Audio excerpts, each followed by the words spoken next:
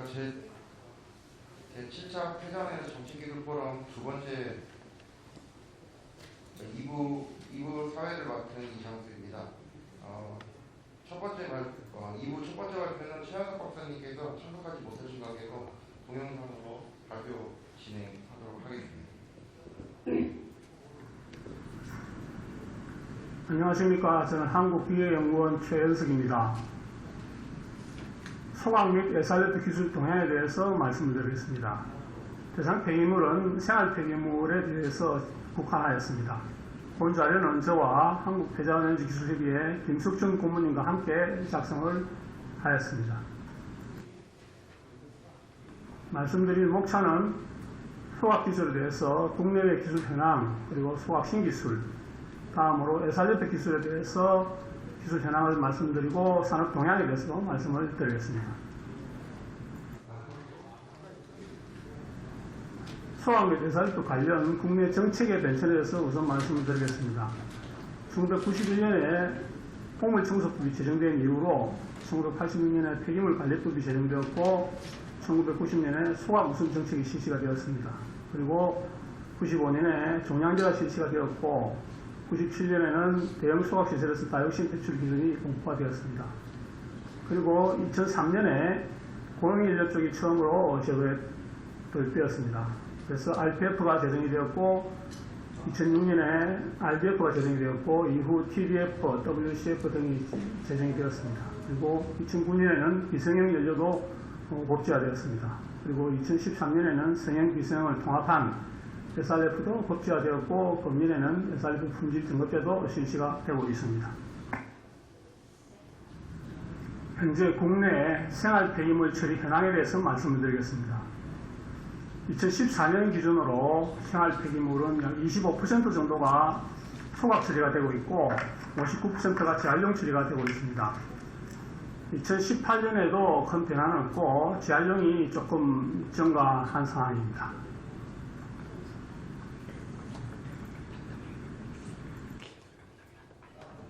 그럼 지금부터 소각에 대해서 말씀드리겠습니다. 우선 생활 폐기물 소각시설 건설 현황을 말씀드리겠습니다. 1986년에 양천에서 150톤 소각로가 처음 건설이 되었고 이후 많은 소각로들이 보시는 바와 같이 건설이 되었습니다. 97년에는 노원에 400톤 소각로 2개의 대형 설비도 건설이 되었고 계속 증가해서 현재는 50톤 이상 설비 기준으로는 약 17,000톤이 하루에 가동이 되고 있는 그런 상황입니다. 그리고 열분의 가스 용융시설도 9개 시설에서 16기가 현재 1,364톤을 처리하고 있는 그런 상황입니다.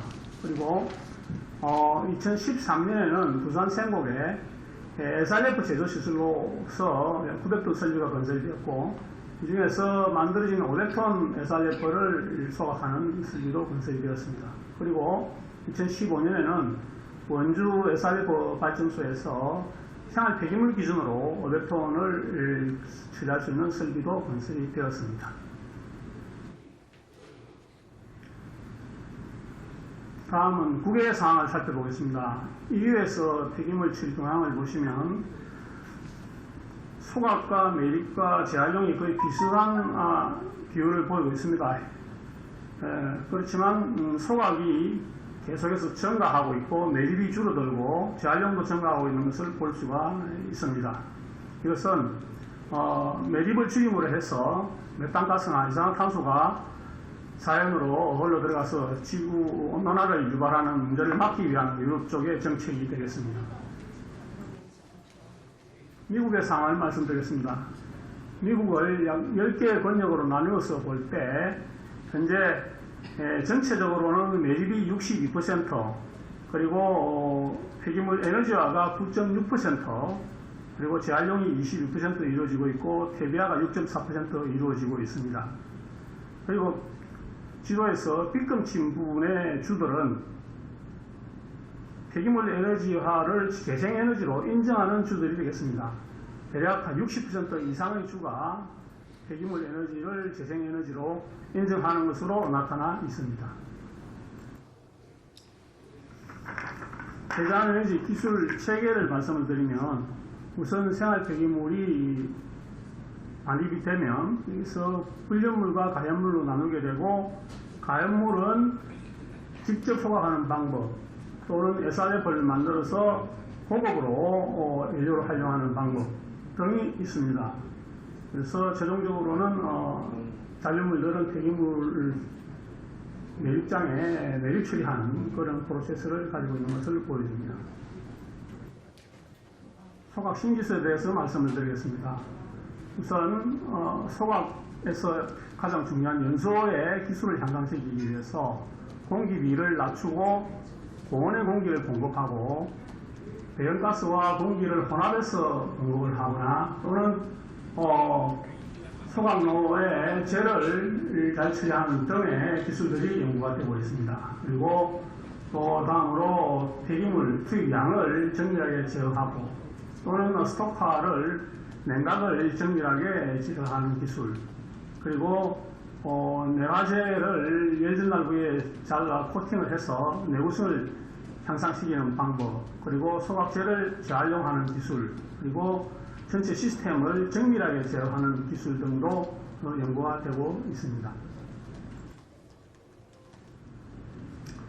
하나씩 세부적으로 말씀을 드리면 우선 발전 효율을 높이기 위한 방법입니다. 이것은 일본에서 나온 자료로서 1980년대에는 발전 효율이 10%를 미치지 못했습니다. 그렇지만 시간이 흐름에 따라서 2000년도에는 발전 효율이 20%까지 증가가 되어 있습니다. 그리고 더 온도와 압력을 높여서 수증기 압력이 4메가파스칼, 온도가 400도씨가 되면 지금 전체 발전 효율이 25%를 상회하는 수준까지 와 있습니다. 그리고 소각로의 규모가 클수록 발전 효율도 높아지는 것을 알 수가 있습니다. 그런데 마틴사에서 더 발전 효율을 높이기 위해서 스팀 압력을 74바, 온도를 480도까지 증가시켜서 발전 효율을 6% 더 높여서 이 경우에는 발전 효율이 30%를 상회하는 정도로 우수한 기술이 지금 나와 있는 상황입니다. 국내에서 개발된 시기술을 간략히 소개를 드리겠습니다. 천안시에 있는 소각로로서 삼성 엔지니어링에서 스토카의 순행 기술을 접목을 하여서 스토카의 성능의 향상과 내구성을 아주 증가시킨 그런 기술이 되겠습니다.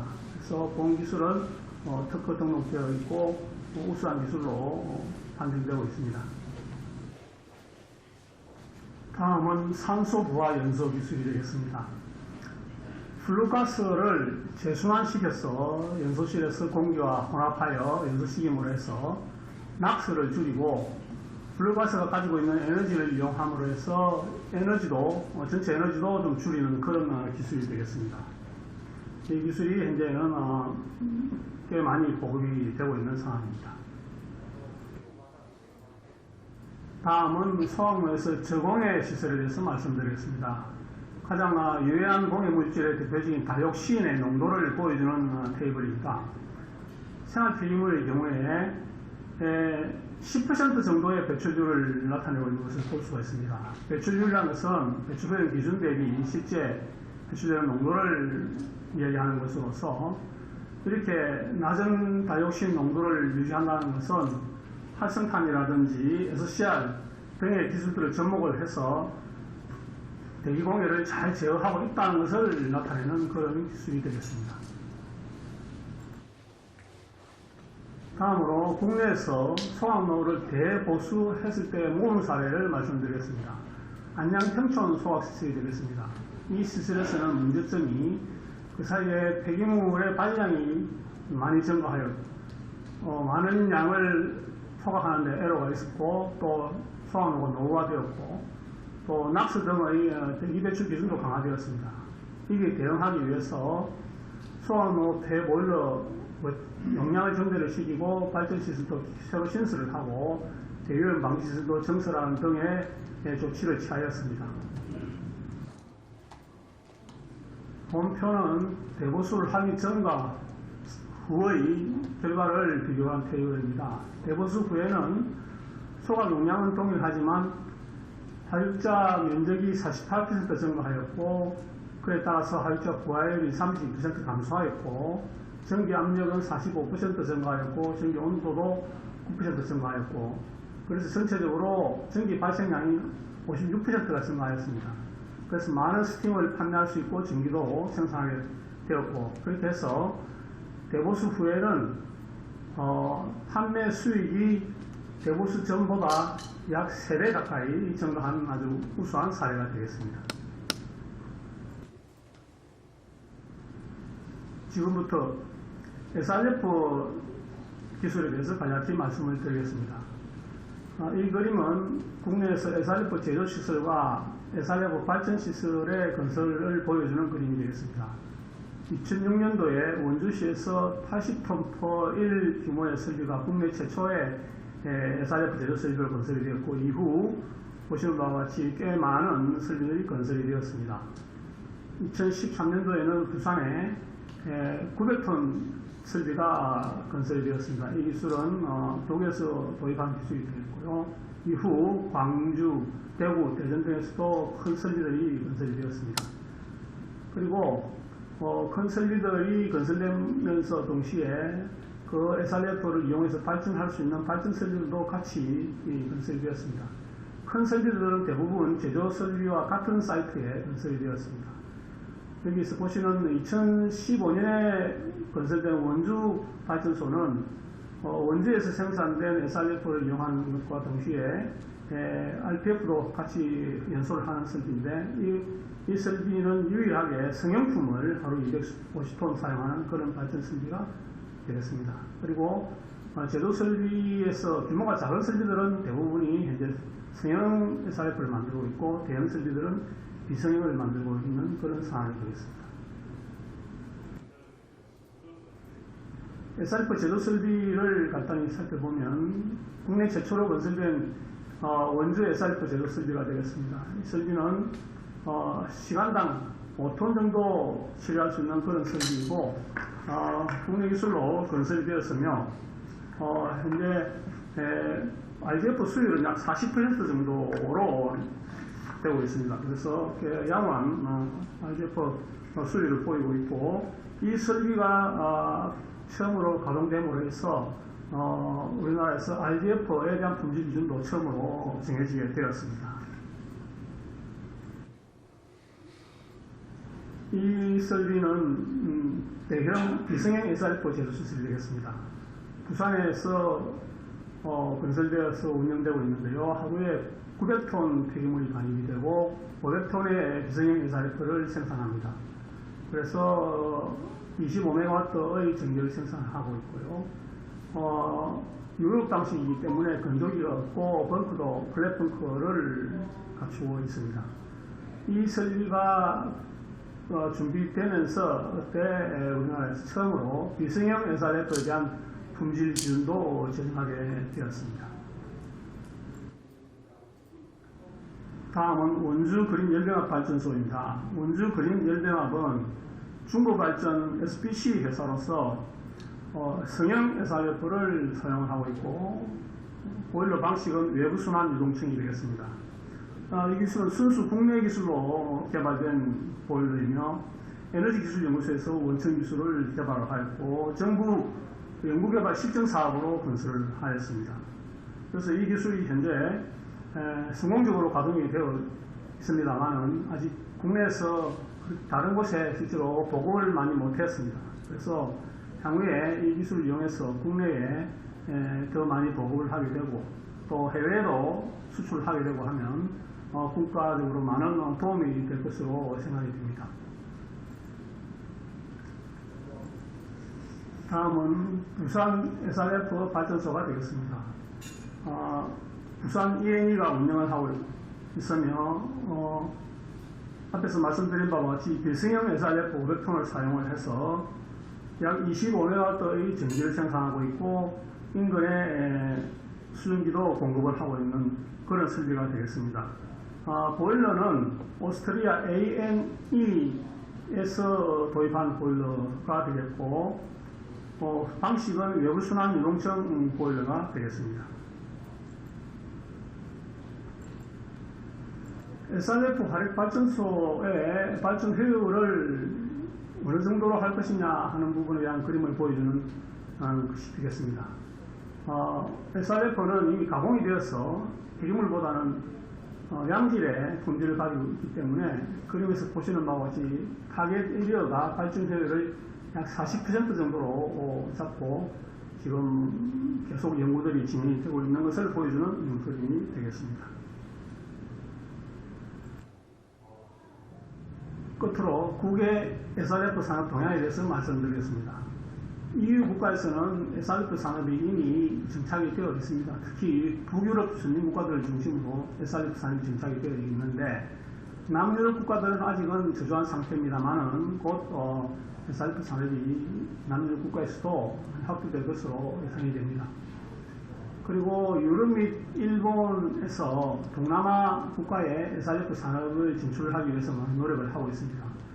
동남아 국가들이 빨리 발전하고 있기 때문에 폐기물이 많이 발생이 되고 있고, 그에 따라서 유럽과 일본에서 SRF 시설을 수출하려고 노력을 하고 있습니다. 그렇지만 유럽은 설비가 대규모이기 때문에 많은 예산이 필요해서 다소 어려운 예상이 되고 있고, 일본은 중소규모 SRF 설비도 많이 가지고 있습니다. 그래서 경쟁에 다소 유리한 점이 있다고 보여지는데 아마 우리나라도 충분히 일본과 경쟁할 수 있는 상황이 될 수 있다고 보여집니다.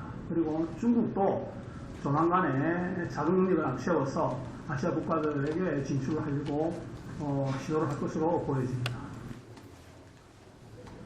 다음은 SRF 관련한 국제기구의 활동을 보여주는 내용이겠습니다. ISO TC300 커뮤니티에서 현재 SRF 표준화 작업을 하고 있습니다.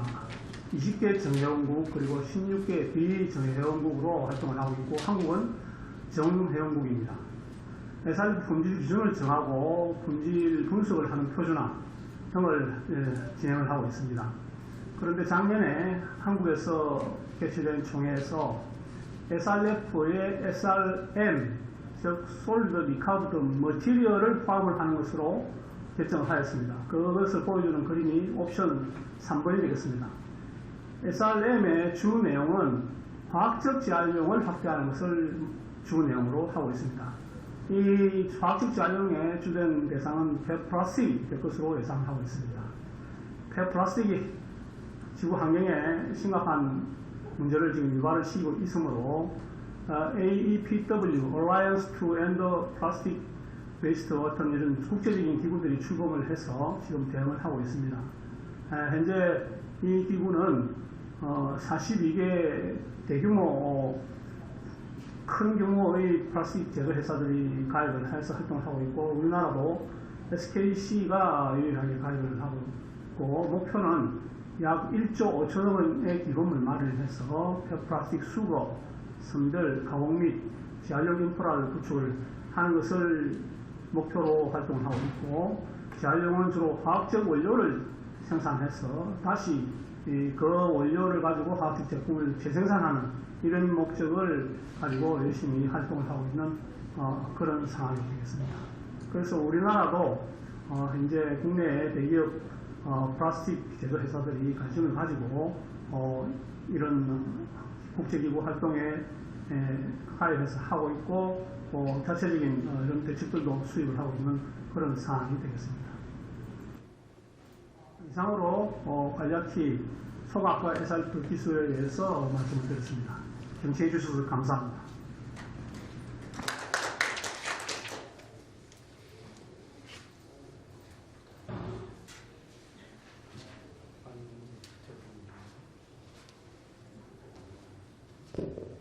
예, 다음은 고등기술연구원 구재 박사님께서 폐자원 가스화 및 열분의 기술 동향에 대해서 발표해 주시겠습니다. 네, 폐자원 가스화 및 열분의 기술 동향을 발표할 고등기술연구원 구재입니다. 폐기물 가스화 기술과 열분의 기술은 저희들 4차 포럼에서 한번 일부 발표했던 내용이고요. 그리고 지금 저희들 포럼에서 이 기술 동향 조사를 계속 진행하고 있고 내년까지 계속 업그레이드를 진행하고 있는 중입니다. 그래서 현재까지 좀 정리된 내용은 우선 중간 보고 형식으로 발표를 좀 준비했습니다.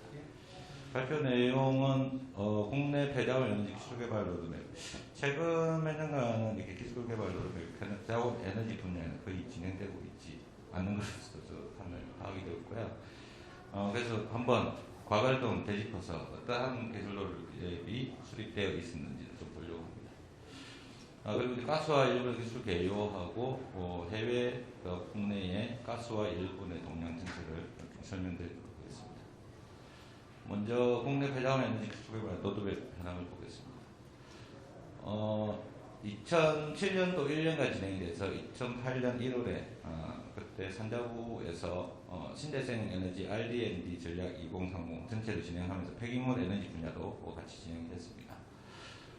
그때 보면은 이 열분의 유화하고 가스화 쪽이 단기, 중기, 장기 계획으로 다 수립이 되어 있고 열분의 유화도 보면은 여기 밑에 보면 기초, 응용, 실용화, 성능화 단계에 하는 실전 연구까지도 다 총망 내에서 로드맵 수립되어 있었습니다. 근데 아쉽게도 이렇게 계획 수립된 것보다는 상당히 못 미치는 진도사항을 나타내고 있습니다.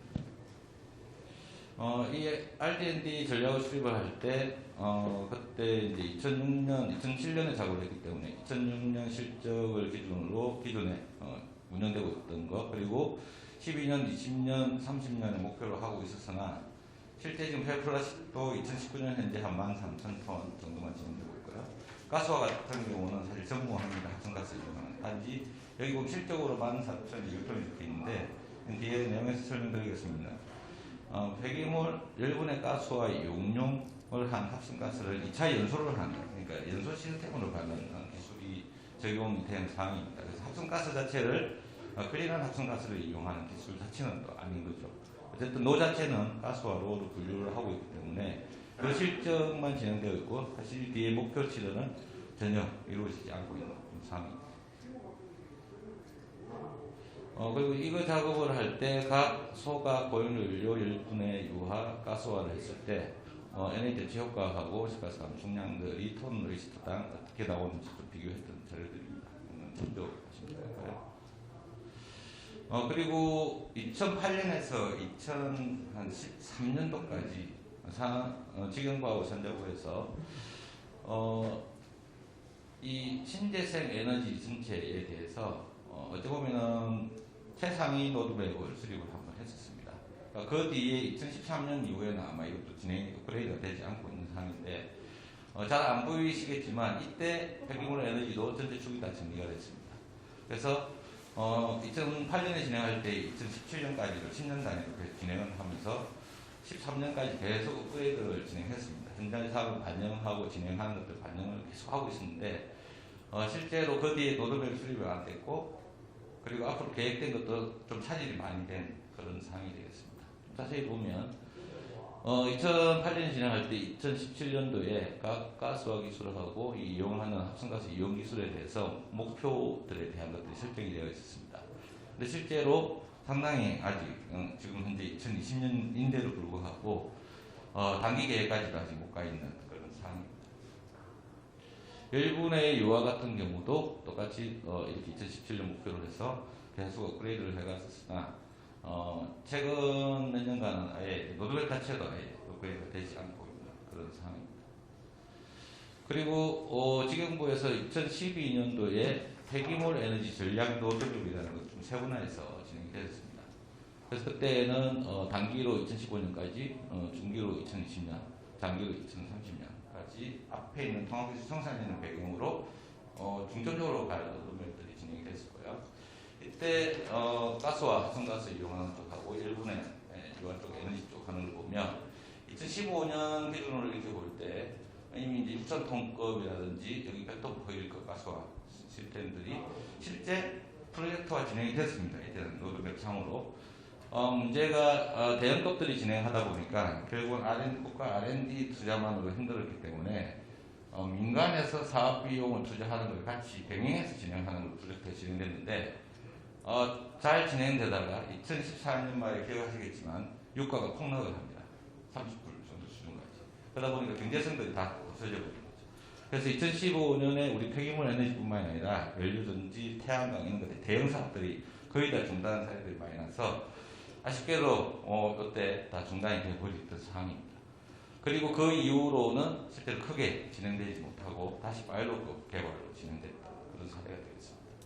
일본의 유화 같은 경우도 실제 6,000톤 연급으로 진행됐는데 초기에 진행하면서 또 참여했던 기관들, 수행했던 업체들 문제가 생기면서 중단된 그런 사례가 좀 됐습니다. 그래서 그 이후에 폐기물 에너지 자체가 2015년 이후에 대부분 지원들이 국고 지원들이 중단되면서 한 3년간 거의 일부만 진행되고 특히 폐기물 가스화는 일본의 쪽에서 계획대로 R&D가 진행되지 못하는 그런 상황이 지금 진행됐습니다. 지금 이거를 한번 되짚어 본 거는 그래도 2007, 8년도부터는 이 폐기물 에너지에 대해서 전략 로드맵들이 계속 업그레이드 되면서 뭔가 향후에 할 수 있는 방향성을 제시를 하고 있었는데 2014년 이후부터는 아예 전략 로드맵 자체를 검토를 하지 않고 어떻게 보면은 저렇게 아주 잘 체계적으로 잘 정리됐던 것들이 지속적으로 유지를 못하는 그래서 지금은 로드맵 자체가 없어져 버린 그런 상황이라서 저런 부분들이 앞으로 다시 좀 부활이 됐으면 하는 바람으로 정리해봤습니다. 다음 기술 개요를 설명드리겠습니다. 지난번에도 발표했던 내용들이 일부 있어서 가스화 기술은 이제 현재 폐자원의 사회적 기술 그리고 고부가가치 활용을 한다. 그리고 청정가스 연료화를 해야 된다. 그리고 이러한 사회적 기술을 해소할 수 있는 대상 기술이다라는 걸 했을 때 패러다임이 열화학적 재활용에 활용할 수 있는 가스화 기술이 보급돼야 한다는 필요성을 가지고 있습니다. 일본의 기술도 똑같습니다. 2015년 고분자 화학물 기준으로 한 622만 톤 정도가 대상이 됐고 페어플라스틱의 경우 78.6%가 재활용되고 있는 외에 페어플라스틱 같은 경우는 78.6%가 이렇게 고부 가치를 가지지 못하고 단순 소각이 되고 있습니다. 그런 것들이 어쨌든 행성연료유라든지 활용도가 높은 기술이 사실 채택이 되어가는 것이 필요하다는 걸 정리된 거고요. 앞서 1차 세션에서도 설명을 하셨습니다만 일본에는 일단 무산소 기준이고 가스화는 기초산소 조건입니다. 단지 요거는 우리가 산화제를 인위적으로 공급하는 조건이고요. 폐기물에도 산소가 존재를 하고 있기 때문에 완전 무산소라는 기준은 없는 거죠, 실제로는. 이렇게 두 가지 기술이 열분해와 가스화 기술이라는 거고요. 이거 책에 뭐 나와 있는 분류입니다만 열분해하고 가스화를 하게 되면 이렇게 차콜, 리퀴드 그리고 연료가스 가스라면 또 연료가스, 이 하이드로카본이 들어있는 연료가스, 그리고 CO2 위주의 연료가스로서 이렇게 체인들을 보면 라인들을 보면 다양한 화학 원료 고부 가치로도 갈 수 있다라는 책입니다. 요거는 전체 가스화에 대한 열병합으로 이용할 수 있는 클리닝 싱가스를 만들어서 열병합 발전, 연료전지 발전 그리고 화학원료, 수소 이런 것들 생산할 수 있는 고부가치 산업 고효율적으로 갈 수가 있다라는 걸 보여주고 이미 고상, 액상의 폐기물들을 클린한 연료가스로 전환을 해서 사용을 한다라는 게 가장 중점 요소가 되겠습니다. 열분의 유화 기술도 페어플라스틱이 감용화, 열분의 고급화를 가서 이렇게 오일로 석유대체로 갈 수 있는 기술의 큰 카테고리입니다. 일본의 유화 반응기 종류는 이렇게 교반정 그리고 킬런식, 스크류식, 관형 이렇게 네 가지 타입으로 주로 사용되고 있습니다. 가스화 반응기는 고정청, 그다음 이동청, 분류청 이 세 가지 위주가 진행되고 있습니다. 가스화를 하게 되면 특히 용융까지 가게 되면은 니어 제로 에미션까지 우리가 갈 수가 있다라는 큰 카테고리고요. 이거는 예전에 한번 발표했기 때문에 넘어가도록 하겠습니다.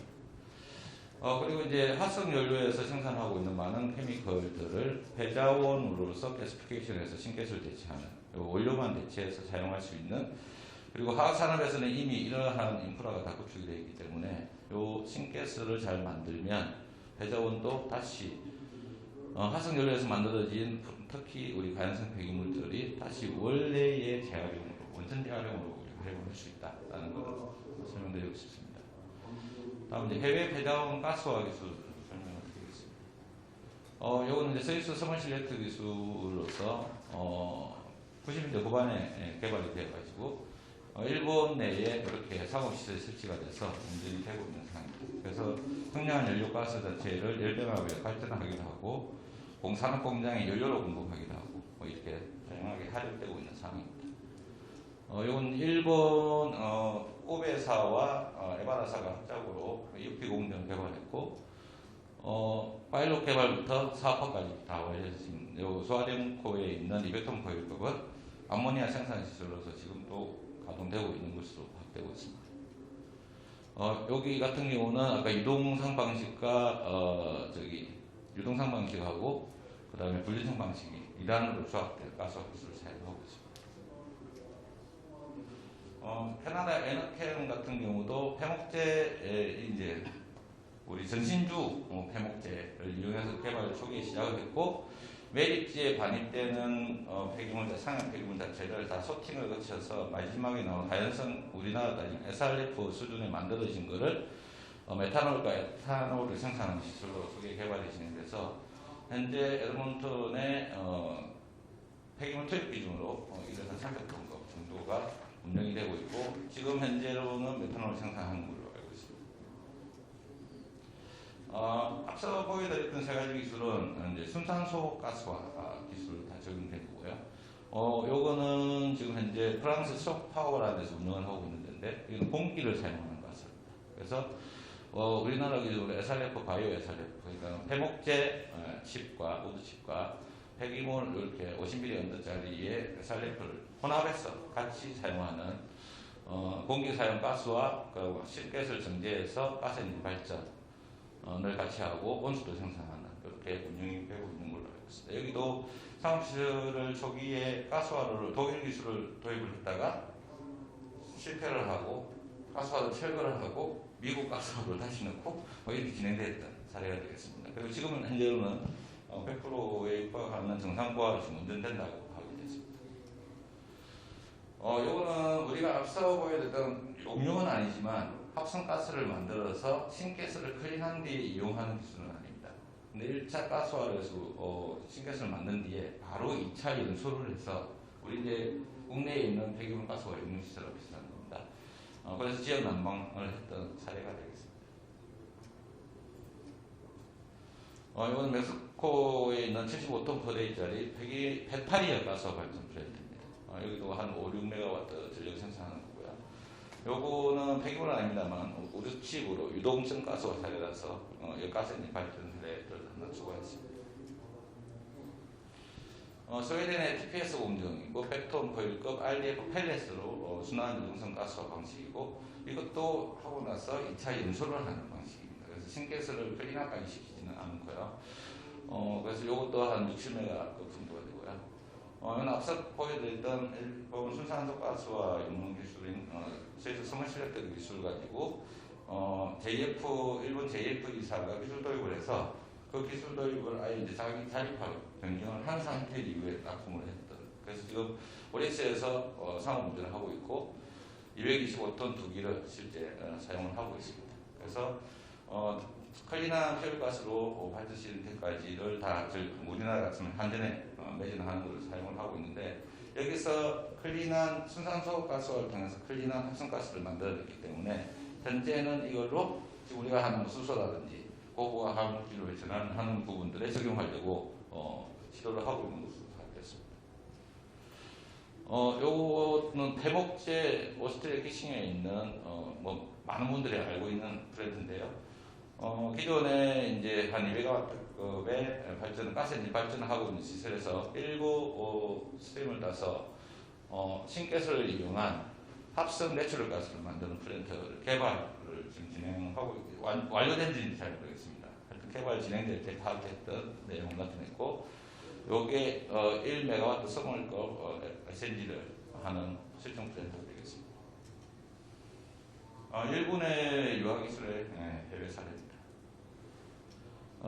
유럽, 일본, 중국을 보면 유럽은 독일 바스퍼에서 완전 연 규모의 설비가 개발됐고 폴란드에 2만 톤, 그 다음에 오스트리아에 3천 톤, 일본 같은 경우 일본의 유화기술 개발이 상용화까지 일단 진행됐었는데 지금 현재는 가동되는 상황은 없습니다.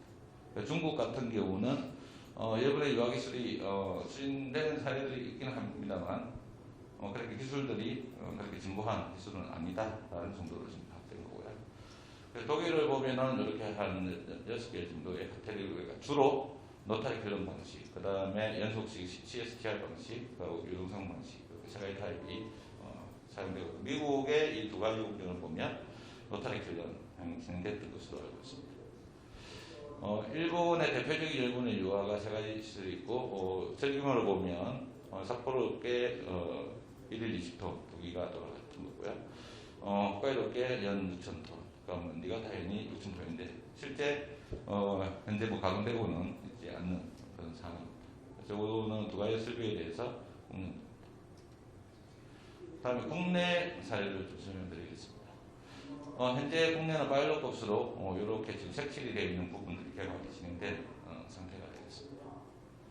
요거는 이제 순산소 가스와 공기 가스화를 동시에 다 같이 시작하는 상황입니다. 국내에서 폐기물 가스화라는 주제로 연구가 시작된 게 과학기술부에서 2000년에 처음 시작을 했습니다. 그래서 그때는 이제 순산소 가스화로 진행됐고 주 연료가 초기에는 산업 폐기물, 핵상 산업 폐기물에서 시작됐던 거죠.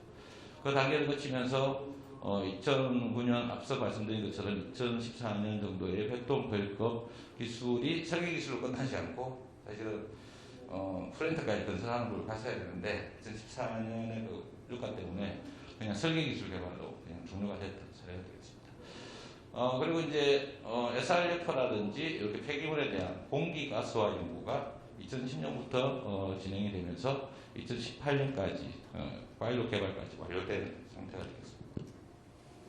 이거는 뭐 그런 반응기 개발하고 합성가스 이용하는 기술의 파일럿 플랜트가 하나 예시로 넣어놨습니다. 폐자원 순환소 가스 기술 개발 수준을 보면 앞서 말씀드린 것처럼 초기에는 가스화 위주의 개발이 진행되다가 합성가스 이용 기술까지 그리고 백톤 용량의 설계 기술까지 진행이 됐는데 여기서 이제 단절이 된 거죠. 현재 2000년도까지 15년 이후로 순환소 가스화에 대한 기술 지원은 국가에서는 좀 없다라는 그럼 어떤 수준이냐라고 보면은 파일럿급에서의 전체 시스템 구축 기술까지 다 가지고 있는 거고 TR의 7단계 정도 되는 패턴 파일럿급 기본 설계 기술까지는 국내에서도 확보되어 있다라고 보시면 될 것 같습니다. 그리고 이거는 국내 배자원 순산소 가스화 이 사례가 지금도 상업 운영되고 있다는 참 좋은 사례 같은데요. 이건 1일 용량 24톤 연속 운전을 하고 있었던 사례입니다. 그래서 주 타겟이 병원 폐기물을 가지고 진행을 했는데 이때 진행됐던 LT 시스템이 상당히 노력을 해서 환경부 프로젝트로 진행된 걸 상업 운영까지 계속 진행을 하다가 기업이 어려워졌습니다. 그래서 문을 닫는 바람에 이 설비 자체도 지금 아예 다 철거하고 없는 아쉬운 사례가 되겠습니다. 이거는 이제 공기를 이용한 환경부 프로젝트로 2013년부터 2018년까지 진행됐던 사례입니다. 요거는 여수시에 있는 소각로 100톤짜리고요. 요거는 R&D를 하기 위해서 15톤 그 외생활 폐기물을 SRF로 제조하는 시설. 그 생산된 비석유형 SRF를 8톤 거액으로 가스에서 합성가스, 클린한 합성가스 생산하는 거. 요 옆에 거는 그 클린한 싱가스를 가스에 발전하는 시설로. 그래서 한 250에서 320kW까지를 생산하는 것을 개발했던 사례입니다. 여기 이제 공기 사용 가스와 고정성 방식을 사용했고요. 초기에 2015년까지, 16년까지는 이게 공기만을 사용해가지고 가스엔진 돌리는 기술을 개발해 진행됐습니다. 이때 파일럿급이지만 8톤 거일급이지만 14일 연속 운전 이상을 달성했고 토탈 운전은 한 21일 정도 운전했던 상황이 되겠습니다. 그리고 여기 적혀있진 않은데 그 이후에 2018년까지는 산소 부하 공기를 이용해서 가스화에서 합성가스 분출을 높이는 것까지 다 완료를 하고 2018년도에 종료를 했던 상황입니다. 이거는 폐기물로 분류는 하지 않지만 농업부산물인 왕겨를 가지고 10톤 포일급 가스화를 상고 가지고 진행했던 상황입니다. 그래서 400kW급 발전까지 진행했고 220톤인데 왜 400kW밖에 안 되지? 라고 생각하시겠지만 이때 이거 5탄이에요. 바이오차를 생산하면서 합성가스는 발전하는 이 두 가지를 병행했던 시절. 그래서 20톤 포일급 중에 한 12, 3톤급은 합성가스로 전환해서 발전을 하고 나머지는 바이오차를 생산하는 그런 기술이 되겠습니다.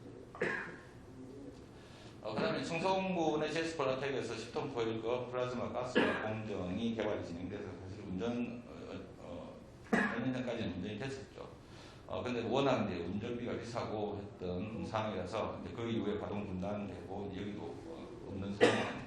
그래서 이때는 플라즈마 가스와 이런 기술로 합성가스를 만들고 클린 함께 만든 뒤에 다음에 마지막에 클린한 승가스를 연소해서 보일러 적용해갖고 생산했던 그런 사례가 되겠습니다. 앞서 아까 14,000톤 정도의 일련의 폐기물 가스화를 이용했다라고 하는 시설이 이 시설입니다. 보시면 생활 폐기물을 가지고 다 해외 기술을 다 적용을 했던 사례입니다. GS 플라텍을 제외하고는. 그래서 이렇게 수자원 업체들이 진행했고 각각의 방식들이 신가스를 만드는 데까지는 만들었지만 그 다음에 신가스를 바로 2차 연소를 시켜서 우리가 소각 시스템과 같이 보일러로 적용하는 것이 시스템이었습니다. 마지막으로 국내 폐자원 10분의 유학수를 설명드리겠습니다. 뭐 4차 때 우리 오세청 교수님께서 설명했던 내용입니다. 그래서 보면 여기도 쭉 오다가 2010년 아까 우리가 노드맵상에서 연간 6,000톤짜리가 진행이 1일 20톤짜리가 연속적으로 진행이 됐는데 기업들의 좀 사항상 중단이 됐습니다. 그 이후에 한동안 10분의 유아에 대한 정부 관리 자체가 없었습니다. 그래서 처음으로 환경부에서 2018년도에 한 9년간 없다가 2018년도 정도에 다시 기술 지원이 진행돼서 개발이 진행되고 있는 걸로 알고 있습니다. 지금 이제 정리 단계라서 예전 거를 한번 다시 좀 살펴봤습니다. 2010년, 11년도에 산업부에서 전략 기획을 진행할 때 주사됐던 내용입니다. 보면 오래된 이거는 90년대 중후반에 있었던 업체부터 시작해서 쭉 그때 2011년 정도까지 진행됐던 상황인데 보시면 다 설비가 중단되고 뭐 해서 다 오랜 동안 했지만 가동되지 않았던 상황입니다. 제가 물음표를 해놨는데 다시 확인을 해보니 여기는 운영 중인 거고요. 요 세안리 사이클부터 밑으로 한 4가지만 적혀 있는데 현재 리스트업을 진행 중입니다. 최근 보니까 등록된 현황 2019년 기준으로 한 13개 업체 10분의 유아 시설이 가동되고 있다. 그래서 그 세부적인 내용은 다음에 한번 더 설명을 드리도록 하겠습니다. 기존에 앞서 보여드린 내용들의 반응기의 형태들을 보면 연속식, 회원식 쭉 있는데 연속식들이 있던 것들도 다 중단이 되어 있는 상태고 대부분 지금 현재 13개 돌아가는 것들은 연속식이 아닌 해분식으로 지금 돌아가는 상황으로 파견됐습니다. 여기서 아쉬운 건 옥상 기술이라고 되어 있는 내가 CSTR 방식으로 연속 운전을 한 4년, 3년 정도 운영이 됐었는데 안타깝게 그 지역의 지자체 폐플라스틱을 주로 이용을 했는데 지자체와의 보상 문제가 중간에 걸림돌이 생겼습니다. 그래서 그것 때문에 완전 중단이 되어버리고 오래돼버리니까 설비도 다 폐쇄되는 수준까지 가서 좀 연속식으로 돌아갈 수 있는 유일한 공정이었었는데 좀 아쉬운 거죠. 요거는 이제 국내 1분의 유아 실적입니다. 주로 애견 위주로 제가 좀 정리를 했는데 92년도부터 아래로 시작이 돼서 여기도 보면 2014년까지 여기 보면 1년밖에 안 되죠. 요게 이렇게 진행되고 그 이유가 완전히 끊겨버렸던 상황으로 알고 있습니다. 요거는 이제 방금 보여드렸던 것들 중에 2000년에서 2008년에 진행됐던 그래서 연속식 10분의 유아 설비들이 개발을 진행됐으나 지금 현재 연속식으로 상업화되는 없다라는 거죠. 상업 운전을 하고 있는 것들은 다 배치식으로 되고 있다는 상황입니다. 끝으로 앞서 보여드린 이제 연속식 공정 중에 플로를 하나를 제가 업체명은 안 적었습니다만 이렇게 진행이 돼서 실제 연속식으로 수율은 조금 낮으나 안정적으로 계속 생산이 돼서 10분의 가스를 이용하는 공정이라든지 오일을 생산하는 공정으로 좀 충분히 이용할 수 있는 기술인데 이제 기업들이 중간에 어떤 사유로 인해서 가동이 중단되고 가다 보면 중소기업들 위주로 되어 있기 때문에 아쉽게도 다 폐업을 할 수밖에 없는 그런 상황이 됐습니다. 그래서 연속식을 이 시설이 아직도 돌아가고 있었다면 국내 연속 운전을 볼 수 있는 상황이 있을 텐데 참 아쉬운 상황입니다.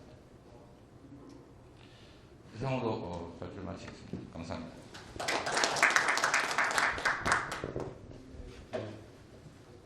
다음은 공주대학교 오세천 교수님께서 재생에너지에 있어서 폐기물 에너지 역할에 대해서 발표해 주시겠습니다.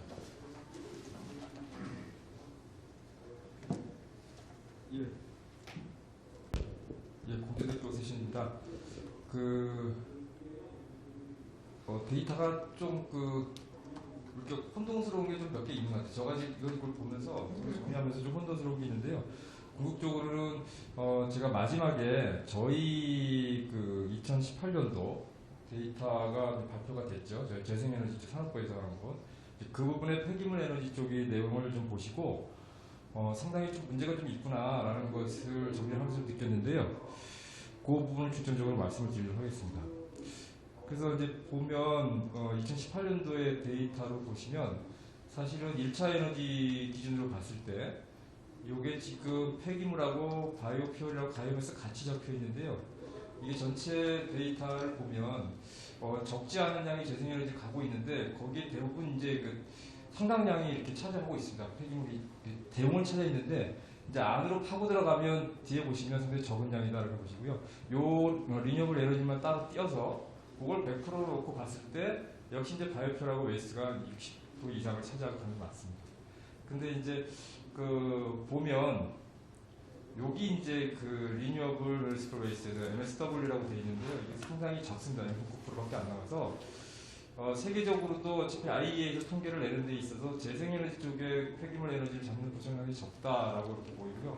근데 나중에 조금 오래된 2011년도 데이터지만 조금 오래됐지만 유럽의 각 국가별로 재생에너지 보면 거기에 산업 폐기물도 재생에너지 카운트를 하는 국가들이 있는 것 같아요. 그래서 이게 지금 국가별로 좀 차이가 나는 건지는 잘 모르겠습니다. 어쨌거나 IEA에서는 MSW 중에서만 일부 인정을 하고요.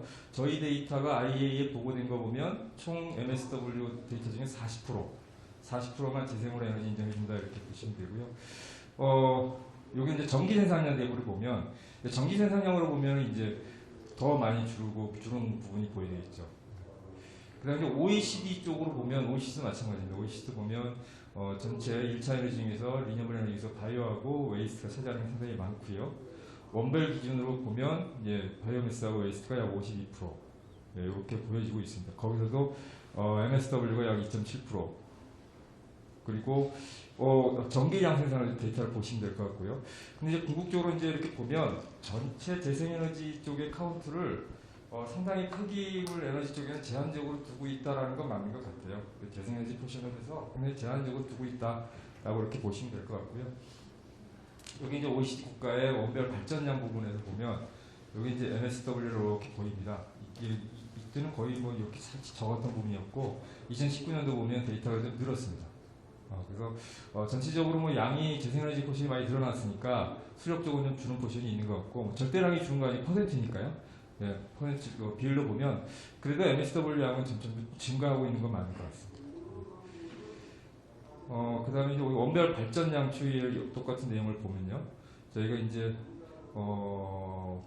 바이오가스하고 이 부분에 리뉴얼 MSW가 여기 들어가 있는 부분이죠. 여기하고 5.1% 정도라고 봐서 이렇게 보면 또 발전량에 있어서 MSW가 차지하는 양이 적지는 않다 이렇게 보여지는 것 같고요.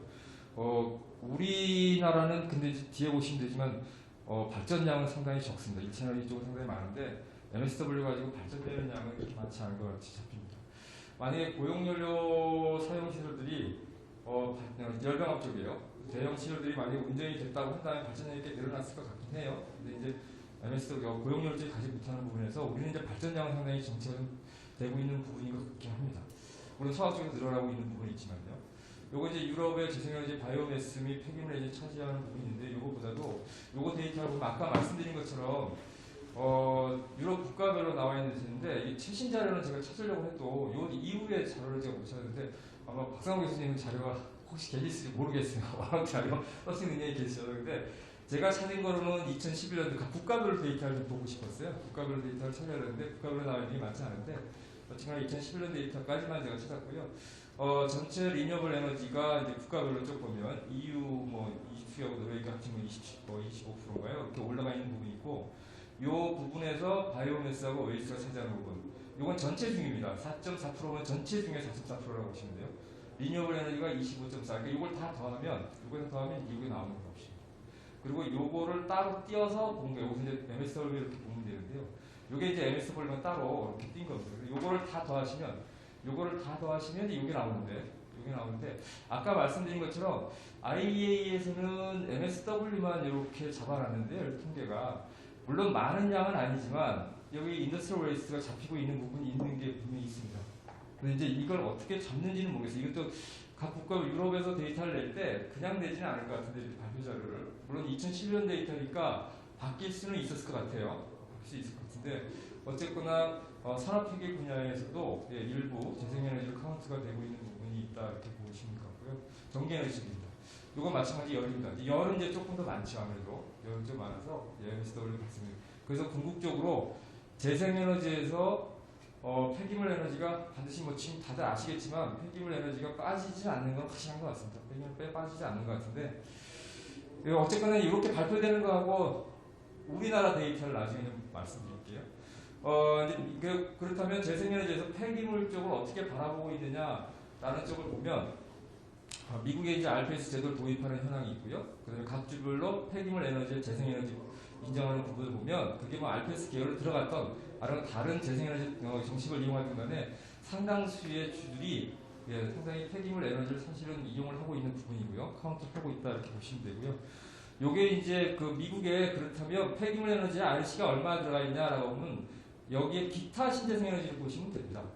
그러니까 우리나라처럼 재생에너지를 이렇게 종류별로 많이 나누지는 않았고요. 미국의 주별로 보면 폐기물 에너지를 다 기타 신재생에너지를 넣어서 꽤 그래도 많이 주고 있습니다. 많이 주고 우리는 0.25 부분이 있는데 꽤 많이 주고 있다 이렇게 보시면 되고요. 그 유럽에서 보면 영국 같은 경우는 결국은 이게 REC라는 게 그게 사업성이잖아요. 그러니까 재생에너지를 하는 데 있어서 뭐 목적이라는 게 사업성이 안 맞으니까 그걸 이제 맞춰주기 위해서 REC를 주는 건데 그래서 보면 재미난 게 유럽 같은 경우는 신규 기술에 대해서 상당히 여기 보면 가스와 열분의 기술에 대해서 상당히 높게 주고 있습니다. 오히려 역으로. 그러니까 이거는 REC로 지원을 해주지 않으니까 저희가 산업부에 만약에 제안을 하게 된다라고 한다면 폐기물 에너지를 종류별로 나눌 필요가 있다. 그러니까 기존에 소각으로 하는 것을 뭐 0.25 이렇게 한다면 가스하는 그거보다 훨씬 더 많은 투자비가 들어가고 훨씬 더 많은 그런 운전비도 들어가기 때문에 그걸 똑같이 소각과 REC를 똑같이 줄 수 없다라는 논리는 분명히 있을 것 같아요. 어차피 REC라는 게 이제 그런 개념이니까. 그렇게 된다고 한다면 뭐 지금 조금 탄력을 받으려고 하는 가스와 열분의 쪽에 대해서는 조금 가지 않을까라는 생각이 들고요. 어쨌거나 이것은 분명히 그 기술적인 그 수준에 따라 가지고 다르게 주고 있는 부분이고 우리는 이제 그렇게 주진 않죠. 우리는 그냥 물론 우리도 이제 그렇게 주려고 노력하죠. 태양광 쪽이 많이 주고 이렇게 하는 부분이 있지만 이탈리아를 보시면 이제 이탈리아에 대해서 이렇게 바이오하고 생물에서 폐기물만 인정을 합니다. 이탈리아는 1.3을 주고 있는 거고. 이탈리아가 1.3인데 우리는 이제 생물성을 인정해도 0.25인데 이게 이제 지금 그 변경이 될 수 있을 것 같아요. 우리나라도 RC 시기적으로 가중치를 변화시키잖아요. 회의를 통해서. 그래서 유럽도 아마 가중치는 변경이 분명히 있을 것 같긴 합니다. 이게 이제 국내 2018년도 산업부에서 발표한 자료입니다. 그런데 이제 말씀드리고 싶은 내용이 이제 국내 폐기물 에너지 관련 통계 부분인데요. 1차 에너지 신재생에너지 생산량하고 국내 재생에너지 발전량하고는 뭐 계속적으로 꾸준히 증가는 하고 있습니다. 증가를 하고 있는데 사실 저는 내려가길 바랬는데 증가를 했어요. 그러니까 내려가길 바랬던 것은 사실 폐가스를 빼고 싶었는데 폐가스가 빠져야 된다라고 그냥 그렇게 얘기를 했는데 우리나라는 폐가스를 빼면 이게 뭐 전반적으로 엄청나게 내려앉았기 때문에 폐가스를 못 빼는 것 같아요. 근데 거기서 산업부가 가지고 있는 REC 정책에 모순점이 나타나더라고요. 보니까. 그래서 어쨌거나 이제 1차 에너지 생산 비중을 보면 참고적으로 보시면 되고요. 폐기물 에너지가 차지하는 게 절대적입니다. 아직까지는. 근데 사실 폐기물 에너지에서 폐가스를 드러내는 사실 없죠. 사실 없습니다. 그래서 이제 그 부분 때문에 못 드러내는 것 같은데요. 그게 이제 REC하고 문제가 됩니다. 이게 우리나라에서 발표되고 있는 산업부에서 발표하고 있는 통계 자료입니다. 국가 통계죠. 1차 에너지 용별 생산량.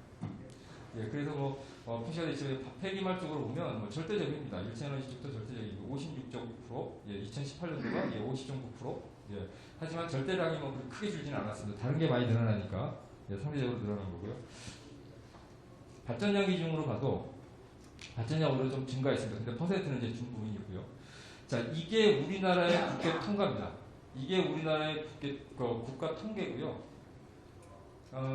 이게 IEA에서 인정한 통계, 그러니까 이게 IEA에서 인정한 통계가 IEA가 자기들이 일본이 정한 게 아니고 우리가 보고를 하잖아요.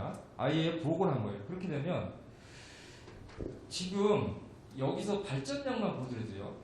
통계를 내면서 재미나게 봤던 게 요게 이제 전체량 중에서 요거 MSW 중에 두 개 합치면 전체 토탈 NMS가 되고요. 요 재생이 요거 토탈의 약 40% 거의 정확히 40%로 갑니다. 그거를 IAEA 그렇게 우리나라는 그렇게 40% 정도가 생발성이다라고 아마 윤현대 박사님이 아마 과제를 용역하셔서 그때 애경영 쪽에다 우리가 데이터를 내서 그걸 가지고 사용을 하는 것 같아요. 40% 하는데 발전량은 이건 TO이고 앞에는 기가칼로리니까 좀 이거는 좀 힘들지만 자 기가칼로리 기가 와트 쪽 아워를 보시면요. 요 데이터를 다 합치면 요 데이터죠.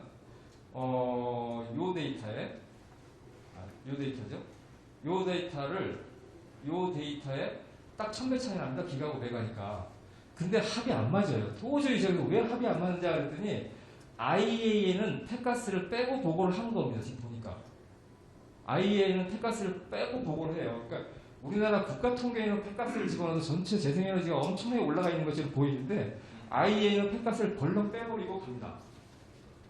이제 그게 뒤에 REC하고도 문제가 돼요. 그러니까 이렇게 보시는 것 같아요. 그 산업부에서 봤을 때도 우리나라 국가 통계에는 그 폐가스를 재생에너지를 넣을 수밖에 없었다. 그냥 데이터 연속성이라든지 아니면 국가 통계이다 보니까 그렇다고 없지만 IAEA 보고할 때는 폐가스를 뺀다는 것은 우리가 자체적으로도 뭐냐면 거기에 대한 타당성이 없다라고 인정을 하는 것 같아요.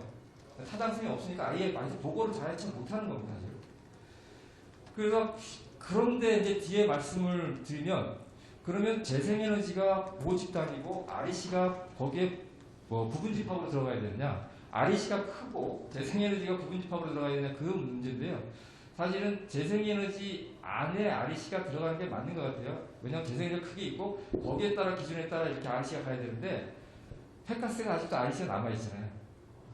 폐가스가 아직까지 남아있음에도 불구하고 IAEA는 보고도 못하고 근데 폐기물은 IAEA에다가 비위생 폐기물이라고 분명히 보고는 합니다. 산업 폐기물도 빼고 재생도. 그럼에도 불구하고 REC는 제로로 가고. 그러니까 이게 물론 어쩔 수 없는 어떤 시기적인 것부 때문에 그럴지는 모르겠지만 상당히 이 REC 자체가 상당히 지금 불합리하게 가 있다라는 부분이 있어서 이거는 사실은 그렇습니다. 다른 그 에너지원을 저희가 보통 그 이런 것들을 할 때 다른 에너지원을 깎으라는 얘기는 사실 못하잖아요. 저희가 전공은 폐기물이고 그러니까 뭐 태양광의 REC를 줄여라 이렇게 하기는 저희도 못하잖아요. 그죠? 그렇게 못하지만 그래서 폐가스를 빼라라는 얘기는 그냥 사석에는 하지만 그걸 함부로 빼라는 얘기를 그쪽에 가시는 분들도 계시기 때문에 말을 못하지만 공식적으로는 하지만 이렇게 재생에너지 IAEA에 보고도 못하는 우리나라 국가 통계에 있는 폐가스에는 REC를 2.2를 주고 그래도 비재생이지만 그래도 IAEA에 보고하는 폐기물 쪽은 그냥 다 죽이고 0.25로 간다는 것은 그건 근본적으로 국가적으로 문제가 있는 거다라고 해서 폐가스를 REC에서 제외를 시키던 그거는 저희가 논할 건 아니고요. 그건 저희가 논할 건 아닌 것 같고요. 근본적으로 폐기물에 대해서는 아까 말씀드린 것처럼 기술적인 난이도라든지 이런 부분에 따라서 전반적으로 다시 한번 고려가 되는 부분들은 분명히 있어야 되겠다라는 생각이 좀 듭니다. 그게 이제 지금 물론 국영연구원에서도 재생 포션이 얼만큼 되느냐라는 것을 지금 데이터를 추적하고 있지만 결국은 산업부에서는 재생에너지 도시 폐기물 중에서 재생에너지가 몇 프로를 인정해 줄 것이냐라는 것은 이렇게 가는 것 같아요. 궁극적인 그 방향은 이렇게 잡는 것 같습니다. 보고하는 얘기. 그러니까 캐나다는 65% 이게 이제 IAEA에 보고하는 겁니다. 그러니까 캐나다는 우리나라는 65% MSW 60%가 청구대성이야. 그러니까 그걸 인정해줘라고 IAEA 보고하는 거고 아마 백데이터 다 냈겠죠, 그죠? 우리 했을 거고 스웨덴 60%. 근데 IAEA 이제 우리나라는 40%를 인정하고 요거는 이제 우리가 이제 제출한 겁니다. 아마 요거는 스웨덴이나 캐나다 쪽에서 MSW에 아마 유기성분이 좀 더 많아서 이렇게 나오는 것 같아요. 우리나라보다. 우리는 분리수거를 그래도 많이 하잖아요. 그죠? 그러다 보니까 이제 그런 부분, 음식물 분리수거하고 그러다 보니까 그래서 요거는 제가 개인적으로 한번 실험을 해봤던 거고요. 53.6%라고 나와서 이렇게는 못 올라가지만 40%에서 50% 사이까지는 왔다 갔다 하지 않을까라고 하고 산업부에서는 기본적으로 이렇게 퍼센트로 가려는 방향을 하고 있습니다. 왜냐하면 모든 시설에 대해서 그때그때 생분해성을 체크한다는 것은 거의 시설이 불가능하거든요. 그래서 전반적으로 국내에서 나오는 MSW 중에서 몇 프로 정도 가겠느냐라고 라고 할 것 같아요. 라고 하는 것 같아서 이제 그 부분을 갈 때 저희가 어떻게 좀 많은 노력을 좀 하든지 해서 저희가 좀 이 부분에 대해서 다시 한번 RC에 대해서 다시 한번 좀 조정을 해봐야 되지 않겠냐. 물론 RC 조정 기간이 뭐 조정하는 것이 또 상당히 좀 시간이 있어야만 도래하지만 당장은 아니더라도 다음에 RC 조정안이 나올 때 그때는 그냥 넘어갈 게 폐기물 에너지 저번에 그 RC 조정이 될 때 폐기물 에너지 하시는 분들이 크게 관심이 몇 번 빼고는 없었잖아요. 그래서 그런 부분들을 좀 건너뛰고 다음에 RC 조정을 할 때는 조금은 나름대로의 백데이터를 좀 준비를 해서 좀 가야 되지 않을까라는 생각이 듭니다. 폐기물 에너지에 보시면 이제 1차 에너지 발전량 이렇게 보시면 폐가스가 뭐 엄청납니다. 발전량하고 사실은. 예. 그러니까 이제 이거를 보더라도 궁극적으로 뺄 수가 사실 없는 것 같아요. 근데 기본적으로 저희가 말씀드리지만 저는 개인적으로 폐가스는 폐기물 에너지가 아니고 별도 통계로 나왔으면 좋겠습니다. 그러니까 국가 통계에 넣더라도 국가 통계에 놓더라도 폐가스를 폐기물 에너지 국가 통계에 넣는 게 아니고 폐가스는 별도로 나와줬으면 좋겠다라는 생각이 들어요. 그러니까 이거를 좀 조사를 하면서 볼 때 몇 가지 안이 생기는 게 뭐냐면 아까도 말씀드렸지만 폐기물 에너지 기술별로 좀 RC가 갔으면 좋겠다. 첫 번째, 그 다음에 두 번째는 폐가스가 통계에는 잡혀 있더라도 폐기물에서 빠져나왔으면 좋겠다. 별도로 갔으면 좋겠다. 그래야 거기서 타당성 있게 가잖아요, 그죠? 예, 그렇게 갔으면 좋겠다. 예, 그런 생각이 들고요. 나머지 이제 RC 조정 아까도 말씀드린 것처럼 RC 조정안이 좀 갔으면 좋겠다 이렇게 생각이 들고요. 요게 이제 이겁니다. 부생가스가 이제 아까 폐가스죠. 여기 또 폐가스를 또 부생가스라고 넣었어요. 그죠? RC 폐기물 이제 0.2로 갖고 이것조차도 이제 아까 말씀드린 것처럼 다시 아시겠지만 재생만 간다 이렇게 여러분 보시면 될 것 같고요. 그래서 요걸 말씀드릴 때 그래서 제가 기술적으로 갔으면 좋겠다 이렇게 저번에 이제 폐기물 에너지 상당히 다양하게 좀 있었잖아요, 그죠? 다양하게 있었는데 한 번으로 이제 줄이면서 이렇게 이제 0.1로만 갔는데 제가 봐서는 뭐 이게 풍력도 육상 풍력이냐 함상 풍력이냐 별도로 주는 것처럼 저희도 분명히 이것은 경제성 때문에 이렇게 나눈 거기 때문에 육상 풍력이냐 이렇게 주는 것처럼 나눈 것처럼 아까 방금 전에 말씀드린 가스 같은 경우는 별도로 가야 되지 않느냐라는 생각이 듭니다. 가스화실은 별도로 가서 굳이 폐기물 에너지라는 용어를 쓰는 게 아니고 이것은 뭐 아까 말씀드렸지만 뭐 도시오염 폐기물 소각 연소 뭐 이렇게 간다든지 해서 굳이 이것들을 폐기물 에너지라는 용어를 쓰지 말고 뭐 연소 소각이라든지 그리고 가스라든지 이렇게 기술별로 가는 게 다른 그 육상 풍력하고 해상 풍력 나누는 것처럼 그렇게 나와줘야 되지 않을까라는 그런 생각을 해봅니다. 그게 이제 예전에 있었던 REC하고 좀 비슷한 부분인 것 같아요. 예, 그 다음에 이제 그 기업체 수하고 고용 인원을 보시면 모르겠습니다. 이렇게 데이터를 내고서 또 폐기물 에너지에 대해서 상당히 이렇게 긍정적인 걸 갖지 않느냐라는 그것도 좀 아쉬운 부분이 있는데요. 기업체 수를 보시면 이제 상당 부분이 폐기물 에너지 상당히 많습니다. 바이오매스 기업체 수는 결국 이제 지금 국가가 요구하는 게 지금 고용이니까 고용이 경제이기 때문에 그 부분이 상당히 크고요. 고용 인원은 상당히 적습니다. 이제 그거 봐서는 아무래도 업체가 열악하다라는 생각이 좀 들고요. 업체가 열악해서 숫자는 많지만 고용 인원은 상당히 적다 이렇게 여러분이 보시면 될 것 같고요. 그래도 뭐 여기 태양광 바로 다음에 차지하고는 있다고 이렇게 말씀드릴 수 있습니다. 예, 그래서 뭐 기업체에서 고용 인원 비율은 뭐 비슷하게 여러분이 보시면 될 것 같고요. 그 다음에 매출액 현황을 보시면 태양광이 과연 많은 건 맞는 것 같고요. 예, 그 다음에 폐기물 쪽에 보시면 매출액이 계속적으로 줍니다. 이게 지금 현재 상황을 보여주고 있는 것 같아요. 폐기물 쪽에 실제 산업이 움직이는 걸 보여주는 것 같습니다. 예, 매출은 계속적으로 줄고 있고요. 그 다음에 투자액도 엄청나게 많이 줄었습니다. 예, 투자액도 지금 엄청나게 많이 주는 부분이다. 그래서 지금 이게 큰 그래프 3년치의 데이터를 발표를 했기 때문에 산업부가 했기 때문에 데이터가 움직이지 않지만 만약에 단일 그래프만 놓고 18년도 하나만 딱 배출한다고 한다면 투자비는 보이지 않을 거예요. 아마 폐기물 쪽은 투자비가 없다라고 보시면 될 것 같습니다. 그래프가 요 파란 색깔만 보인다고 한다면 없는 거로 나오겠죠, 그죠? 네. 그나마 조금 있었던 것이 많이 줄었다 이렇게 보시면 되고요. 뭐 매출액 대비 여기 이제 그 보면 원별 매출하고 내수를 보면 폐기물은 대부분 다 상당히 그 내수 쪽에 치우쳐져 있다 이렇게 보시면 되고요. 투자액은 아까 말씀드린 상당히 적은 편입니다. 이렇게 말씀드리겠습니다. 그래서 제가 간략하게 지금 조사를 저도 하는 단계이기 때문에 저희 보고서 때문에 조사를 하고 단계인데요. 요거를 정리하면서 뭐 상의를 좀 많이 드리겠지만 환경부에다가 제시할 안뿐만이 아니고 산업부에다가 제시할 안도 꽤 나올 수 있겠다라는 생각이 듭니다. 그래서 저희가 포럼을 할 때 환경부 지금 가장 그 주무부처가 환경부이기 때문에 당연히 환경부하고는 밀접하게 저희가 포럼을 운영을 하는데요. 산업부에도 뭐 아시고는 있을 것 같아요. 아시고는 있겠지만 이렇게 좀 문제가 좀 뭔가 본인들이 보기에도 조금 불합리한 부분이 있구나라는 것을 이제 느끼시고 산업부에서도 결국 산업부에서 움직일 수 있는 그분들이 움직일 수 있는 룸을 만들어 드리려는 것은 결국 전문가 의견밖에 없거든요. 그러니까 산업부에서 자발적으로 움직이긴 쉽지 않을 것 같고요. 저희가 계속적으로 얘기를 해서 담당하시는 분이 뭔가 불합리한 부분을 바꿔야 수밖에 없구나라는 것을 그런 분위기를 만들어 드리면 저희 포럼에서 어떨까라는 생각이 좀 들었습니다. 예, 조금 더 진행이 되면 이제 진행되는 과정마다 발표를 드리도록 하겠습니다. 예, 이상 발표를 마치겠습니다. 오 교수님께서 서학기 교수님 계속 주장하시는 부분에 대해 좀 많이 잘 말씀해 주신 것 같아요. 그런데 다음은 회전에너지 정책기술 포럼의 활동을 향후 방향에 대해서 제가 발표하도록 하겠습니다.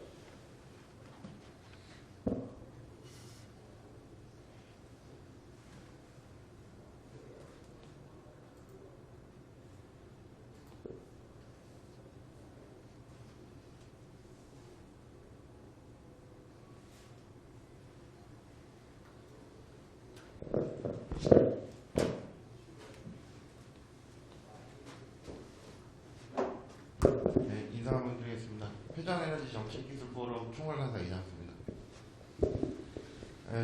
제가 아까 앞서서 서 교수님께서 인사말에 저희 포럼에 대해서 좀 많이 언급을 해주셨는데 저는 포럼에 이제 저희가 지금 올해 이번 행사까지 해가지고 10회 정도 행사를 실시를 했습니다. 오늘까지 해서 7차례 그리고 특별 간담회 2차례 그다음 워크숍 1회 이렇게 해가지고 총 10회 행사를 지금 하고 있는데요. 거기에서 이제 각각 나왔던 내용들이나 그리고 좀 이제 자문 의견 같은 거 있었던 것들 내용 좀 설명해드리고 저희가 이제 향후에 어떤 쪽으로 갈지 좀 간략하게 설명드리겠습니다. 네, 회전에너지 정책기술 포럼은 올 3월부터 해가지고 지금까지 자료 제공, 여론 개선, 정책 개선이라는 3가지 목표로 지금 기술 정보 그리고 정책 연구, 경제성에 관련된 자료를 제공하고 그리고 가장 크게 여론 개선하는 주민 갈등, 학술 연구, 포럼 세미나, 홍보에 관련된 여론 개선 파트하고 그리고 정책 개선하는 정책 개선안 그리고 적정성 검토, 국회 토론에 대한 큰 꼭지를 가지고 있습니다. 저희가 지금 원래 계획은 지금 14차 포럼까지 이렇게 계획을 했었는데요. 지금 현재는 거의 한 발대식부터 해가지고 10차 정도 저희가 행사를 했고요. 1단계에서는 저희 목표는 정책 현황을 조사하고 기술정책 개선 방향을 도출하고 그다음에 언론 미디어의 연계 홍보를 통해 가지고 저희가 이제 정책 개선안을 도출해서 정부에 계속 지속적으로 이제 저희가 요구하는 바를 조금 들어줄 수 있도록 만들어주는 게 일단 저희가 1단계 목표였고요. 그리고 이제 내년이 되면은 저희가 이제 정책 개선안 도출된 거를 지속적으로 계속 이제 관계 부처랑 그리고 국회 쪽하고 계속 세미나나 포럼을 개최하면서 이제 저희가 요구하는 바가 실질적으로 반영이 될 수 있도록 하는 게 저희 목표가 되겠습니다. 1차 회전에너지와 정책기술 포럼은 회전에너지 정책기술 포럼의 필요성과 역할이라는 주제로 환경부 나옥중 사원님께서 발표해 주셨고요. 그리고 환경부에서도 지금 폐기물 발생량이나 이런 거 대비해 가지고 에너지 수량이 굉장히 떨어진다는 걸 인지하고 있고 그리고 폐기물 발생 통계나 이런 것들에 대해서도 굉장히 지금 좀 문제가 많이 있다라는 걸 인지는 하고 있는 상태입니다. 그리고 또 지금 다 아시다시피 폐전 에너지 시설이 가장 설치되는데 가장 큰 걸림돌 중에 하나가 주민들이 수용성이 굉장히 떨어지기 때문에 주민 반대를 어떻게 좀 개선해야 될 것인가에 대한 고민들이 좀 많이 있는 것으로 발표를 해주셨고요. 그리고 거기에 대해서 회전 에너지화 시설에서 이제 REC가 계속 떨어지다 보니까 인센티브를 어떻게 줄 것인가에 대한 그때 개선 방안에 대해서 조금 말씀을 해주셨고, 그리고 그 에너지 회수율 도입을 하고 그리고 적용하는 내용에 대해서도 좀 설명을 해주셨습니다. 이따가 이제 주요 자문 의견은 뒤쪽에 대해 제가 따로 설명을 드리겠습니다. 그리고 2차 포럼에서는 폐기물 미래 정책에서 폐전 에너지 역할과 기대라는 주제로 박상호 교수님 그리고 강준무 연구관, 홍수열 선생 이렇게 세 분께서 발표를 해주셨고요. 앞서 박상호 교수님이 일부 행사에서 발표해 주신 거가 이때 발표해 주신 거에 조금 진보된 내용이라고 좀 보시면 되겠습니다. 그리고 지금 국립환경과학원에서는 폐기물 에너지 관련 법제가 굉장히 조금 잘못되어 있고, 그리고 연관성이나 이런 것들이 굉장히 조금 불명확하다는 생각을 가지고 있어서 그런 법제 체계나 그리고 법령 관련해가지고 좀 개선안 같은 거를 좀 가지고 있더라고요. 그런 내용들을 그때 발표를 해주셨고, 그리고 아까 1차 때 1차 때 환경부 나우통사무관이 말씀해 주셨던 것처럼 이제 그 대중 수용성을 어떻게 확보할 것인가에 대한 그런 방법론에 대해서 홍소열 소장님께서 발표를 해주셨습니다. 그리고 3차 포럼에서는 폐자원 에너지와 기술 현황 및 운영 안정성에 대해서 김석준 고문님 그리고 선동 책임연구원님 그다음에 강릉연구원 이렇게 세 분이서 발표를 해주셨고요. 이때는 좀 기술적인 부분을 소각 기술하고 그다음에 SRF 기술에 대해서 좀 봤었고, 그리고 법제 개선 방향을 어떻게 가져갈 것인가에 대해서 강준구 연구관께서 좀 설명을 해주셨는데, 요 각각의 발표나 내용들은 저희가 운영하고 있는 유튜브에도 지금 각각 발표자별로 이렇게 업로드 돼 있으니까 상세 내용을 확인하시고 싶으신 분들은 그런 걸 한번 확인하시면 될 것 같고요. 그리고 4차 포럼에서는 최신 열화학적 에너지화 기술에 대해서 또 발표를 했었습니다. 지금 첫 번째 발표에서는 발제자분들은 오세진 부장님 그리고 권성환 박사님, 구재일 박사님, 오세진 교수님 이렇게 발표를 해주셨고요. 첫 번째 발표는 그린 뉴딜 사업과 관련된 그 한국지역난방공사의 그 에너지 사업 모델에 대해서 좀 발표를 해주셨는데, 그 한난에서는 지금 그린 뉴딜 사업하고 병행해가지고 플라스틱을 이용해서 플라스틱을 열분해해서 거기에서 나온 오일을 다시 이제 수소화시키는 그런 그 사업화 전략을 또 가지고 있는 것을 발표를 해주셨습니다. 그리고 지금 두 번째 발표에서는 권상환 박사님께서 이제 열화학적 에너지와 기술에 대해서 이제 전반적으로 조금 설명을 많이 좀 해주셨었고요. 그리고 바로 직전 발표에서 이제 그 폐장 가스와 합성가스 환유 기술 동향과 전망에 대해서 구재 박사님이 발표를 해주셨고, 그리고 아까 여기 지금 오늘 발표하신 거를 이제 그때 발표해 주셨던 거에 액화 기술하고 가스 기술 같이 해가지고 오늘 좀 발표를 해주신 내용이 좀 있었습니다. 그리고 5차 포럼에서는 정책 및 제도의 개선 방향으로 해서 한국 폐기물 자원순환학회랑 동시에 이렇게 개최를 하게 되었습니다. 그때 이제 폐장 에너지 정책 방향을 어떻게 가져갈 것인가에 대해서 강준구 연구관님께서 발표를 해주셨고, 그리고 지금 환경부에서 추진하고 있는 지금 용역을 수행하고 있는 오세천 교수님께서 그 폐장 에너지 제도 개선 방안 연구에 대해서 지금 어떤 방향으로 갈 것인지에 대해서 설명을 해주셨고, 이제 좀 끝났습니다. 환경부 용역이 종료됐습니다. 이 자원순환 대전하고 폐자원 에너지에 대해서 고지학 교수님께서 그 상세 내용을 조금 그때 이 용역 결과물에 대해서 조금 설명을 좀 해주셨습니다. 그리고 6차에서는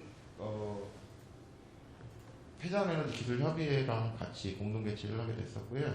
이때는 폐전에너지 시설 주민 갈등 해결을 위한 방안을 주제로 이제 박재근 사무관님, 그다음에 이재용 박사님, 문흥국 대표이사님, 이근택 대표 전 대표님 이렇게 해가지고 했었는데, 이때 이제 폐전의 의견은 뭐였었냐면 이제 환경 갈등을 어떻게 처리해야 될 것인가에 대한 방법론을 이제 앞서 두 분이서 발표를 해주셨었고요. 그리고 실제로 이제 그 부산 ENE는 어떻게 활동을 하고 지금 부산 ENE가 이제 지역 주민들과의 관계를 어떻게 가지고 있는가에 대해서 조금 많은 설명을 좀 들었었습니다. 그리고 이 4번은 다들 잘 아시다시피 좀 실패 사례로 해가지고 저희가 이제 거기서 오는 시사점이 뭔가가 있을까 해가지고 그때 내용을 좀 들었었는데 이제 이때 내포 신도시 같은 경우는 뭐 제가 말씀드리는 것보다 더 잘 알고들 계실 것 같아요. 이쪽에 이제 정부 컨트롤 타워도 좀 미비했었고 그리고 이제 뭐 인식도 주민들 인식도 워낙에 안 좋았었고 그런 것들 때문에 복합적으로 해서 이제 내포 그린 에너지가 결국에는 그 SRF 열명 발전 시설에서 LNG로 이렇게 되면서 이제 그 사업이 실패하게 된 사례로 해서 저희가 그 사례 스터디를 좀 했었고요. 그리고 이제 자문의견 종합인데 이제 여기 앞서 보시면 1차, 2차, 3차는 제 포럼 해처스를 말하는 거고요. 그 1차 때는 그 발대식과 같이 하다 보니까 좀 방향성을 좀 잡았으면 좋겠다라는 의견이 좀 있었고 그리고 그래도 그럼에도 불구하고 폐전 에너지 정책의 대전환이 정말 필요하다라는 의견들을 공통 일괄된 목소리로 좀 말씀을 해주셨습니다. 그리고 또 우리나라에 바로 적용하거나 빨리 할 수 있는 거는 두 개의 사례를 벤치마킹하는 게 가장 좋다는 의견들이 좀 많이 있었고요. 그리고 2차 자문 의견에서는 주민 수용성 향상 그리고 대중 수용성을 어떻게 제고할 것인가에 대한 내용들이 좀 많았습니다. 그리고 3차에서는 이제 기술 관련돼 가지고 내용이 좀 있었어 가지고요. 이 소각 기술 운영 노하우나 그리고 지금 실제로 어떻게 그 주민들한테 홍보하거나 그리고 이 주민 수용성이 막혀 있는 상태에서 어떻게 이런 것들을 더 향상시킬 수 있는가에 대한 내용을 조금 말씀을 많이 해주셨던 것 같습니다. 그리고 4차에서는 그 그린 뉴딜 관련하고 가스화 기술, 열분해 기술 이런 것들에 대해서 말씀을 해주셨는데 지금 한국지역난방공사 같은 이제 에너지 공기업들이 좀 역할을 좀 잘 하고 있었다라는 의견을 좀 주신 분들이 있었고요. 그리고 나주 SRF 열명 발전소가 조금 만약에 이제 지금 아직 어떻게 됐는지 정확히 되지는 않았습니다만 이제 이게 만약에 성공적으로 된다고 하면 매뉴얼 작성의 기회라고 또 말씀을 해주시는 분들이 좀 몇 계셨어요. 그래서 이제 똑같은 사례가 똑같은 사례가 또 발생을 했을 때 어떻게 좀 신속하게 대응을 할 수 있는지에 대한 내용을 좀 주셨고 그리고 지금 그 가스화나 열분해 같은 경우에는 기술 난이도 아까 오승천 교수님도 전 발표에서 말씀해 주셨습니다. 그 기술 난이도를 고려해가지고 R&D 지원을 조금 전폭적으로 좀 해줬으면 좋겠다라는 의견들이 좀 있었습니다. 그리고 5차에서는 폐전 에너지 시설을 좀 명확히 좀 구분했으면 좋겠다라는 의견이 있었고요. 그게 이제 열외수 그 소각 에너지화 시설하고 그다음에 그냥 단순 처리 시설로 좀 이제 구분을 해달라는 내용이 좀 있었고 그리고 그 REC를 배치하는 그러니까 새로운 개념이죠. WEC를 조금 적극적으로 좀 도입을 했으면 좋겠다라는 좀 말이 있었습니다. 그리고 최근에 있었던 6차 포럼에서는 이제 사업이 실패하는 원인 중에 하나가 정책의 일관성이 없었기 때문이라고 다들 똑같이 한 목소리를 내셨거든요. 근데 그 정책의 일관성을 꾸준히 유지할 수 있도록 정부의 역할하고 그리고 정치인들의 협력이 좀 필요하다고 이런 말씀을 좀 주셨고 그리고 거버넌스 운영이 절대적으로 필요하다. 그리고 그런 모범 사례로 해서 경기 지역 사례를 좀 말씀을 해주셨고 그리고 이런 것들이 사회 문제화되고 지금 계속 주민들이 반발하는 거를 그거를 사전에 방지하려면은 이제 공론화를 통해 가지고 뭔가를 좀 하거나 그리고 이제 랜드마크 하거나 이런 거를 해보자라는 의견들이 좀 있었습니다.